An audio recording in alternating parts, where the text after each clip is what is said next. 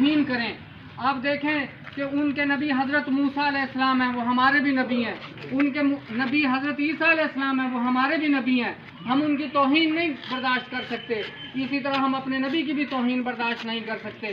ہم اپنے حکمرانوں سے بھی بردست یہ کہتے ہیں. ہمارے جو ممبران اسمبلیوں کے اندر موجود ہیں، محترم سراج الحق صاحب نے سینٹ کے اندر تقریر کی ہے، محترم مشتاق صاحب نے سینٹ کے اندر تقریر کی ہے، عبدالاکبر چترالی صاحب نے، جتنے بھی ہمارے ممبران ہیں، سب نے ببانگ دوہل یہ کہا ہے گورنمنٹ کو کہ کوئی ہوش کے ناخن لیں، کوئی جرأت پیدا کریں اور ان کا فرانسیسیوں کا مکمل بائیکاٹ کر دیں.